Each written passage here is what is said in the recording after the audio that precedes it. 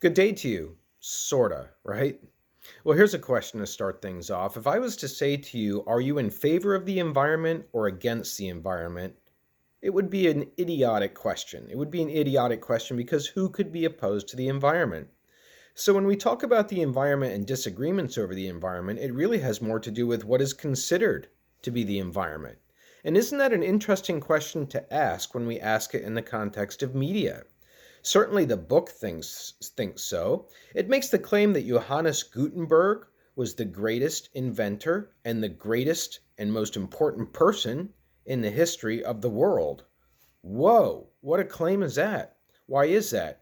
Well, hopefully you remember that name as the person, Johannes Gutenberg, who developed the printing press and thereby invented the whole idea of mass communication because that printing press started to produce books and newspapers, and that led to ideas that gave us radio, TV, and ultimately the internet. So, what a profound idea is that? But the point here is that when we talk about the environment, mass media haven't just become part of our environment. The television in your household, the big screen, as I might say, the phone that's in your pocket, the web pages that you access on your tablet, wherever you go to get your media, all of that is not just part of your environment, it is your environment. It is your environment, and more so than ever now that we are existing online so much because of this crazy pandemic situation. We have stepped even more into this mass mediated and virtual world. And so it's very appropriate, I think, that we're taking on this subject matter today to help us, in a sense, cope with what's going on. We're going to draw on the work of Neil Postman. Neil Postman was a New York City professor, and let me tell you, you're really lucky to be studying here at ESU in our department because it means almost definitely that you're going to have Paul Lippert as a professor for one of your classes, probably in senior seminar. Professor Lippert is a descendant, if you will, of Neil Postman's school of thinking. It's an ecology school, a media ecology school. And that's what Paul Lippert and Neil Postman have studied under the banner of. And Neil Postman's book is called Amusing Ourselves to Death. And he talked very much about television at that time, as that's what we're doing with our time on television. We're amusing, or not entertaining. Entertaining at least has a critical component to it. Amusing is just like random, willy-nilly, endless. I guess it's a softer form of entertainment is what I would have to say. And so he was interested, Neil Postman, in studying the interaction between people and technology and how they set up their homes environmentally to accommodate media, but how those homes become, in essence, an extension of media. And that's what the first person that we're going to talk about had to say about media. His name is Marshall McLuhan. I'm sorry, second person we're talking about, the next person that we're talking about. Marshall McLuhan, it's a name that you should not be graduating ESU without knowing on the tip of your tongue. Marshall McLuhan, a Canadian professor. His famous aphorism, if you don't know that word, aphorism, it's a saying that has a big power and impact, but also has like a riddle to it that makes it unknown what the true answer is. That's what an aphorism is. He said the medium is the message. The medium is the message. And that's very interesting because it says that when it comes to the environment that we live in, it's more important to be connected to the medium than it is to actually be receiving the content from the medium. And by that, I would say, when was the last time that you felt comfortable in a crowd where you're the only person who didn't know anybody and everybody else did know each other? If crowds are going to even exist anymore in person, I don't know right now. Sorry, not to be too negative.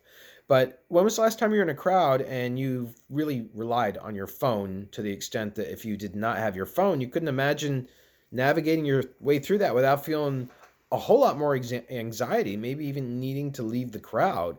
That is a circumstance of being on your medium, being on your phone. That's what's really important, more than whoever you're talking to or texting or wherever you're surfing or whatever you're looking at on your phone, photos, whatever. It's the medium is the message. And that's the same for media in our lives, is that being connected to television, if you're a television fan, listening to radio, listening to music. It's more about just the process than it is necessarily the content. Marshall McLuhan was a scholar who also said that each medium has unique and fixed characteristics, that each medium, whether it's television with both audio and video or radio with just audio of course, unless you could throw in the web page, or the web, which has both but is limited according to bandwidth and paywalls that are up. And then you have cell phone, which is limited according to battery power and data plans and service. So this is what we're saying about media. Each medium has an advantage and also has a limitation. You can take a radio down the beach, but try and take a newspaper down the beach, try and take a television down the beach, try and take a laptop down the beach. It doesn't work out so well. And furthermore, that each medium, according to McLuhan, actually has consequences for human beings. Yeah, you can read about those consequences in the book. Let's get our next author in here. His name is Harold Innis. Harold Innis, he's from 1894 to 1952. He wrote a book called Empire and Communications. He was a professor of political economy. You won't necessarily know so much about that unless you take a class like, well, maybe you do know about political economy if you take a class like Critical Perspectives on Social Media Use, which we offer in the summer and the winter session. Political economy is the study of how the economy of communication is affecting the politics of our time. And it looks at how the economic system that's in place in most countries, that's why it's called political economy, is deeply wedded to the politics. So in this country, we have a, quote, free market system. It's very much wedded to capitalism. So this is what his book was talking about. He's from the University of Toronto. We don't want to get focused too much on that, though, because when we look at his area of media, he talked about time-based media. He talked about time-based media were characteristic of tribal or really oral civilizations, old civilizations. Time-based media. Time-based media have media that have to be absorbed over a long period of time. There's a lot of heavy materials, takes time. These media have to be transported. If you want to pick up a book, it has to be transported. If you want to buy a telephone today, it has to come in the mail, it has to be physically moved to you. All of that's going to change right now when we go more into the virtual world, or can continue to change. And so you can read more about time-based media as well as space-based media, because space-based media is where the world that you're living in.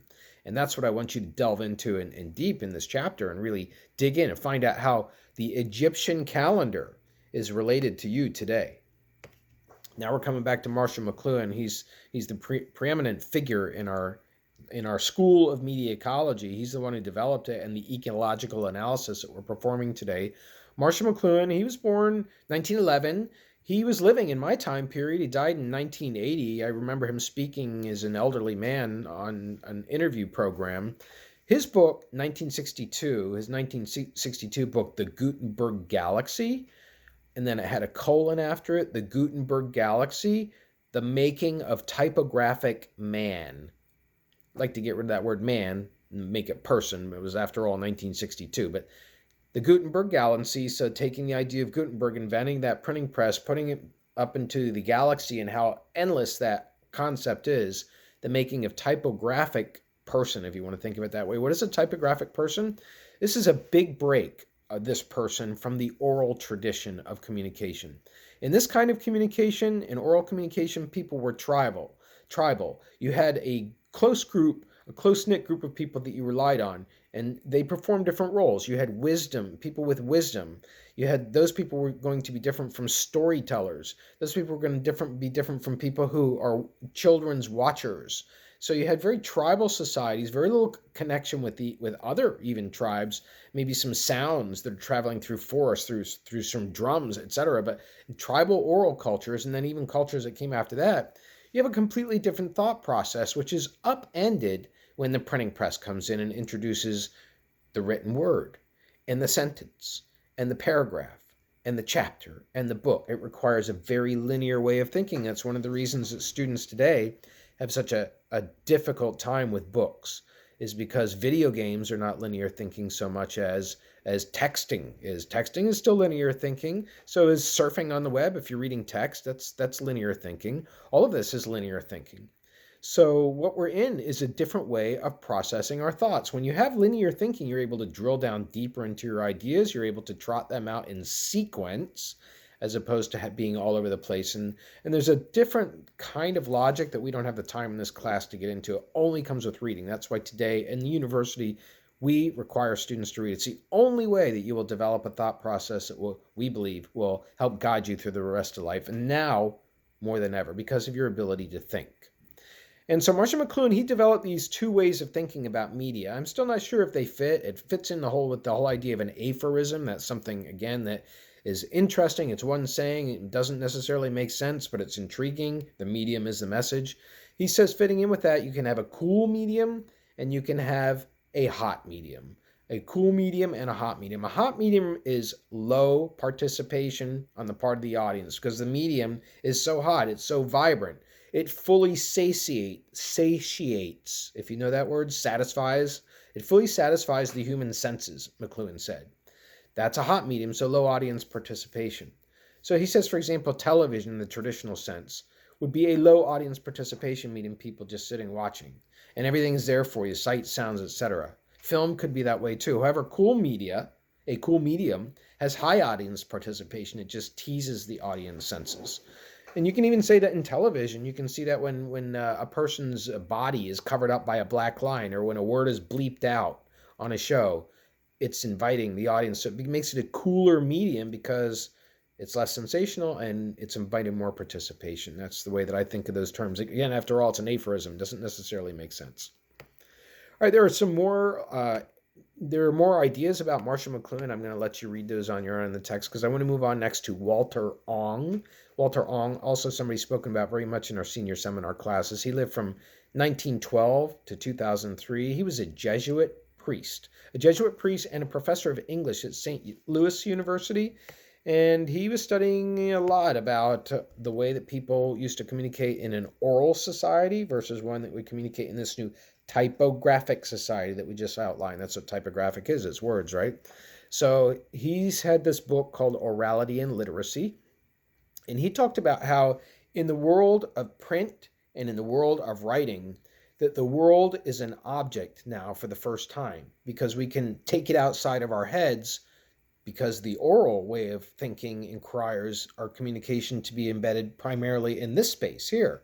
But in a written society, we have documents. And in our case today, we have phones that have that text. And that allows us, because we have distance between our heads and our ideas now, it allows us to now objectify the world. The world now becomes an object. And so do human relations, for that matter. And really everything else, it allows us to objectify things and really to become an academic where you can distance yourself from what you're talking about. That's what an academic is supposed to be able to do, to have a detached reasoning process. That's what makes you an academic.